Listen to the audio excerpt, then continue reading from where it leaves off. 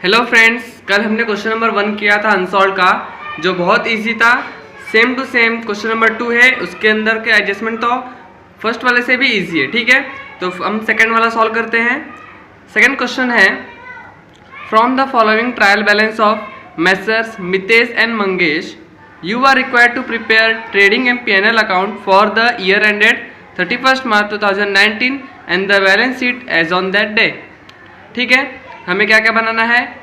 Trading account, P&L account और balance sheet. ठीक है, तो हम क्या करेंगे, पहले ट्रेडिंग जो हमारा ट्रायल बैलेंस दिया है उसके आइटम्स कहाँ जाएंगे वो हम पहले करते हैं। ठीक है, स्टॉक एज ऑन 1 अप्रैल 2018, 1 अप्रैल का स्टॉक है, इट मीन्स ये ओपनिंग स्टॉक होता है। ठीक है, तो ये हमारा ट्रेडिंग के डेबिट में, बिल्डिंग असेट कैरेज ट्रेडिंग के डेबिट में, फैक्ट्री इंश्योरेंस फैक्ट्री का है तो ट्रेडिंग के डेबिट में, पोस्टेज P&L के डेबिट में, bill receivable asset, sundry debtors asset, return inward है तो लेस करेंगे किस में से?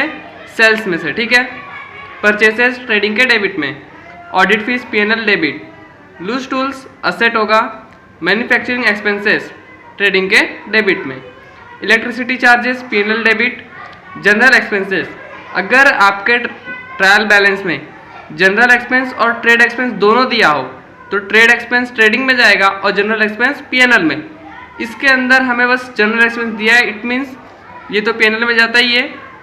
अगर सपोज जनरल एक्सपेंस की जगह सिर्फ इस पूरे ट्रायल बैलेंस में एक दिया रहता है ट्रेड एक्सपेंस, तो अगर एक दिया हो कोई भी तो हम उसे P&L में ही डालते हैं। ठीक है, तो जनरल एक्सपेंस जाएगा P&L डेबिट में, export duty P&L debit, cash in hand और बैंक बैलेंस दोनों असेट है, conveyance P&L debit, furniture asset, salaries P&L debit, rent rates and taxes P&L debit.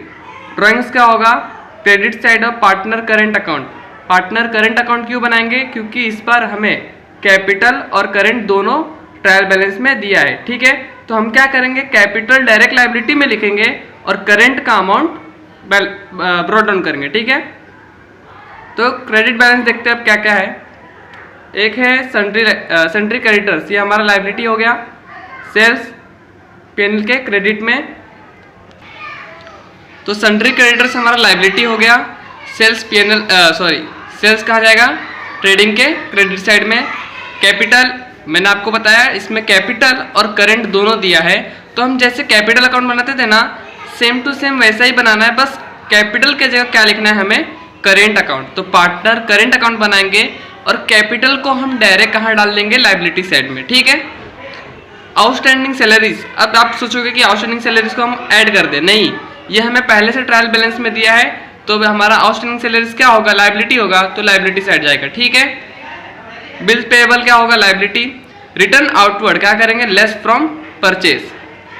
Current account दिया है तो हम क्या बनाने वाले हैं? Current account. तो करेंट अकाउंट का क्रेडिट बैलेंस है तो credit side of partner current account, और यहाँ पर जो हमारा ड्राइंग था, ड्राइंग कहाँ जाएगा? Debit side of partner current account. ठीक है, अब हम करेंगे एडजस्टमेंट।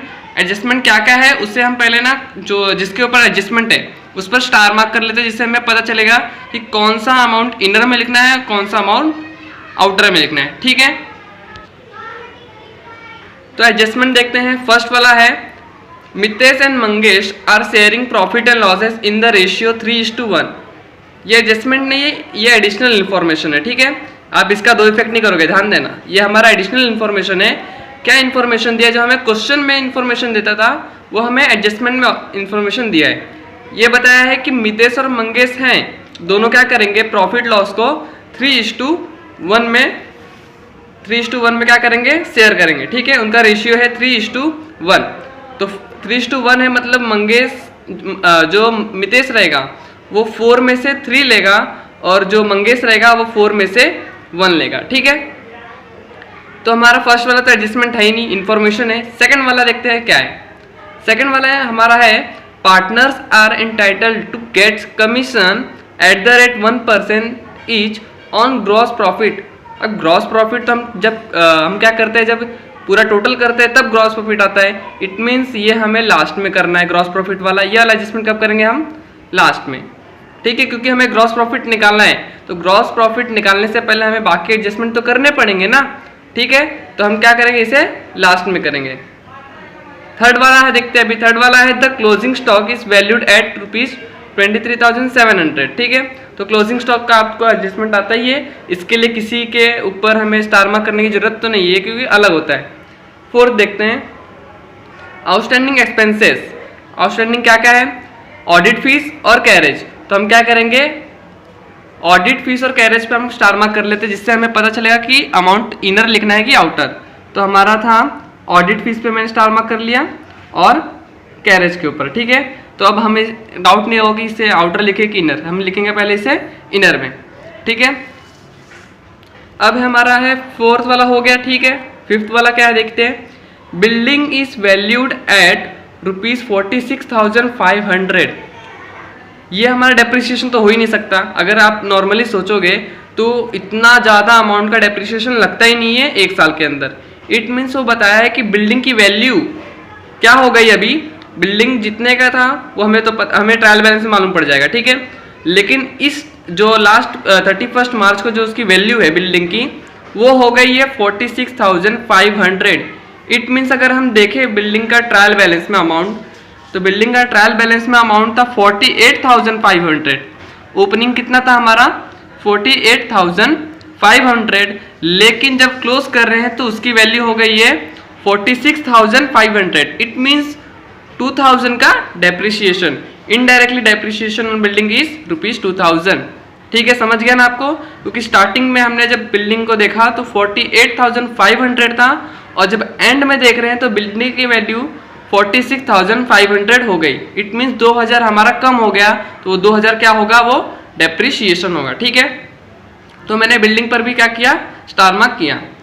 सिक्स्थ वाला है फर्नीचर इज डेप्रिशिएटेड बाय 5%। तो आपको डायरेक्ट बोला है कि डेप्रिसिएशन लगाना है 5%, तो हम क्या करेंगे, बिल्डिंग पर लगा लिया हमने स्टार मार्क। अब नेक्स्ट है फर्नीचर, तो फर्नीचर पर भी स्टार मार्क लगा लेंगे। ठीक है, सेवेंथ वाला है provide interest on partners capital eight ₹2.5% per annum.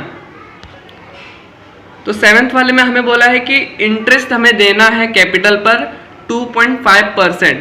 तो इंटरेस्ट हमें देना है, तो हम उसे इंटरेस्ट जो आएगा वो हम कहाँ डालने वाले हैं, partner capital account, sorry partner current account में, क्योंकि कैपिटल को हमने डायरेक्ट लायबिलिटी में डाल दिया है। ठीक है, तो अब जितने भी एडजस्टमेंट हो गए पार्टनर से रिलेटेड वो हम पार्टनर करेंट अकाउंट में करेंगे। ठीक है, एट्थ वाला है goods of ₹900 were taken by Mangesh for his personal use. वो किस लिए ले रहा है, पर्सनल यूज के लिए। कौन ले रहा है, मंगेश। अगर मंगेश पर्सनल यूज के लिए गुड्स लेगा, इट मीन्स वो क्या कर रहा है, ड्राइंग। ठीक है, तो ये हमारा न्यू ड्राइंग है, लेकिन किसके लिए है, बस मंगेश के लिए, क्योंकि बस मंगेश ने विड्रॉ किया है, ना कि मितेश ने। ठीक है, तो कितने का गुड्स गया, 900 का, तो इसका भी दो इफेक्ट होगा, हम करेंगे। नाइन्थ वाला है write off ₹1,000 as bad debts. 1000 bad debts है and maintain RDD at the rate 3% on sundry debtors. ये सन्ड्री डेटर्स के ऊपर है, तो सन्ड्री डेटर्स के ऊपर हम कितना करने वाले हैं एडजस्टमेंट, एक बैड डेट्स का और दूसरा RDD का। तो हम सन्ड्री डेटर्स कहाँ पर है, यहाँ, तो इसके ऊपर 2 लगाते हैं क्योंकि हम इसके ऊपर 2 एडजस्टमेंट करने वाले हैं। ठीक है, अब तो मैंने जब क्वेश्चन सॉल्व किया, पहले मैंने क्या कर लिया है, अपने जितने भी ट्रायल बैलेंस के आइटम्स हैं सबको पोस्ट कर दिया। तो ट्रेडिंग अकाउंट में जितने आएंगे मैंने उतने लिख लिए। ठीक है, उसके बाद हम क्या करेंगे, PNL देखेंगे, PNL में जितने आएंगे वो लिख लिए। ठीक है, PNL के बाद हम बैलेंस शीट में देखिए, बैलेंस शीट में ध्यान देना, मैंने कैपिटल को डायरेक्ट दोनों का अमाउंट लिखा और आउटर कॉर्नर में निकाल लिया। ठीक है, क्योंकि इस बार हम एडजस्टमेंट किस में करने वाले हैं, पार्टनर करेंट अकाउंट में, ना कि पार्टनर कैपिटल में। ठीक है, इसलिए कैपिटल का जितना अमाउंट रहेगा टोटल करके बाहर निकाल लेना। ठीक है, असेट लायबिलिटी लिख लिया, और पार्टनर करेंट अकाउंट में ध्यान देना, मैंने पहले ड्राइंग था जो उनका, हमें डेबिट बैलेंस में ड्राइंग दिया था दोनों का, तो ड्राइंग अमाउंट मैंने दोनों का लिख लिया। ठीक है, और हमें क्रेडिट अमाउंट दिया था करेंट अकाउंट का, वो हम करेंगे ब्रॉड डाउन, दोनों का अमाउंट ब्रॉड डाउन किया। ठीक है, अब आपको एडजस्टमेंट बताता हूँ, उसके 2 इफेक्ट कितने ईजी है देख लेना। ठीक है, तो हमने देख लिया था कि फर्स्ट वाला हमें इंफॉर्मेशन दिया है कि उनका रेशियो 3:1 है, तो उसके लिए हम बाद में करेंगे जो भी है। सेकंड हमने देखा था कि पार्टनर्स को कमीशन देना है ग्रॉस प्रॉफिट पर, तो ग्रॉस प्रॉफिट भी निकालना पड़ेगा, तो लास्ट में करना है इसे भी। थर्ड वाला है the closing stock is valued at ₹23,700। तो हमारा थर्ड वाला एडजस्टमेंट था the closing stock is valued at ₹23,700। तो आपको क्लोजिंग स्टॉक का दो इफेक्ट आपको आता ही रहेगा। एक इफेक्ट कहाँ करेंगे, ट्रेडिंग के क्रेडिट साइड में 23,700, और सेकेंड इफेक्ट होगा हमारा कहाँ पर, असेट में क्लोजिंग स्टॉक 23,700। थर्ड वाला हमारा क्लोजिंग स्टॉक हो गया, बहुत इजी था। फोर्थ वाला भी बहुत इजी है, क्या है, आउटस्टैंडिंग एक्सपेंसेस दिया है। कौन कौन सा, एक है ऑडिट फीस 400 और कैरेज है 600, ठीक है। तो इसका दो इफेक्ट करेंगे। तो ऑडिट फीस और कैरेज दोनों आउटस्टैंडिंग है, तो आउटस्टैंडिंग को क्या करते हैं, हम ऐड कर देते हैं। तो कैरेज में हम जाएंगे, कैरेज में था हमारा आउटस्टैंडिंग 600, तो ऐड करेंगे आउटस्टैंडिंग कैरेज 600 और टोटल करके आउटर कॉलम में अमाउंट निकाल लेंगे। अब आउटस्टैंडिंग था, इट मीन्स दूसरा इफेक्ट क्या होगा, आउटस्टैंडिंग का दूसरा इफेक्ट होगा लायबिलिटी में, तो हम उसका दूसरा इफेक्ट करेंगे कैरेज का। आउटस्टैंडिंग कैरेज 600 लायबिलिटी में आ गया। एक दूसरा वाला हो गया हमारा, और एक था ऑडिट फीस, और ऑडिट फीस भी हमें आउटस्टैंडिंग दिया था। तो ऑडिट फीस पर हम आते हैं, पीएनएल के डेबिट में आए, तो ऑडिट फीस हमारा 1800 पहले से था, ठीक है। और आउटस्टैंडिंग जो बचा हुआ था वो हमें 400 दिया है, तो हमने लिखा आउटस्टैंडिंग ऑडिट फीस 400, दोनों को टोटल करके हमने बाहर निकाल लिया। सेम टू सेम कैरेज के जैसा ही आउटस्टैंडिंग है, इट मीन्स क्या है, ये लायबिलिटी है, तो लायबिलिटी में आएंगे और लिख देंगे आउटस्टैंडिंग ऑडिट फीस 400। तो हमारा फोर्थ वाला भी हो गया। फोर्थ हुआ